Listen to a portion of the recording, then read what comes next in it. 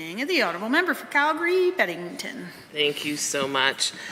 Yes, when I was reading through the bills here, Bill 4, the Tax Statutes Amendment Act, I really wanted the opportunity to speak on it. Had just had a chat with someone in my constituency on something related, and so really wanted this opportunity. You know, as one of my colleagues said earlier, there are some of these bills that come to the House that, you know, there are some good things in there. And much like how a broken clock is right twice a day, there are some things that the UCP do get right now and then.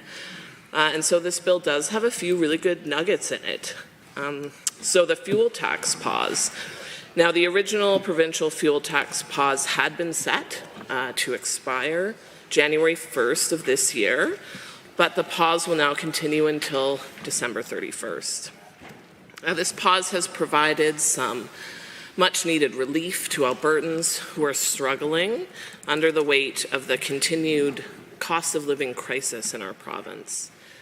And I'm also really pleased to see that the UCP took up our suggestion on this. You know, I'm sure lots of folks in this House will remember the Alberta NDP was very vocal about this issue in 2022, about extending the fuel tax pause to provide some relief to Albertans.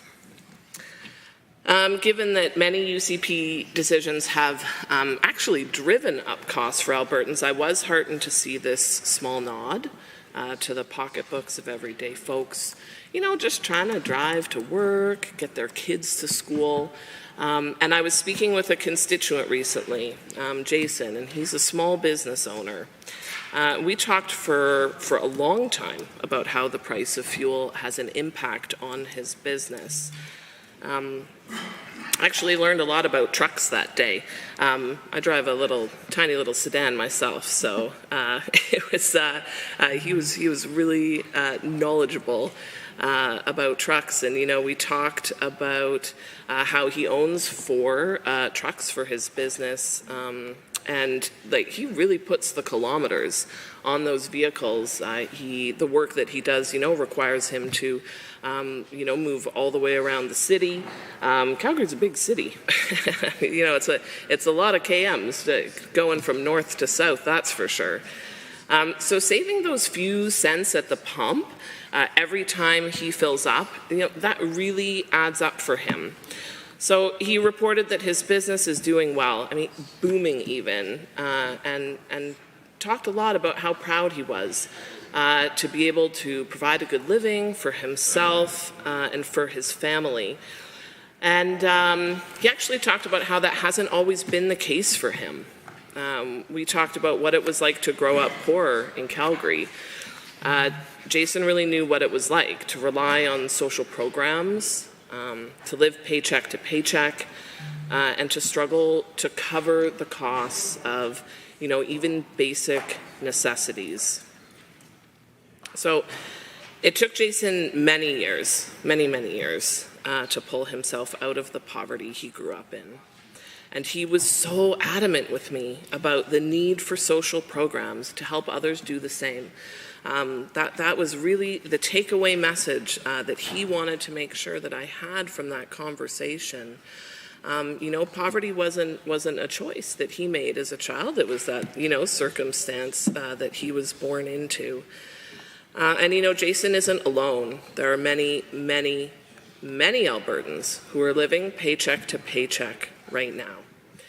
And you know that worldwide inflation crisis it's hitting home right here in Alberta. The fuel tax should be paused until inflation levels stabilize.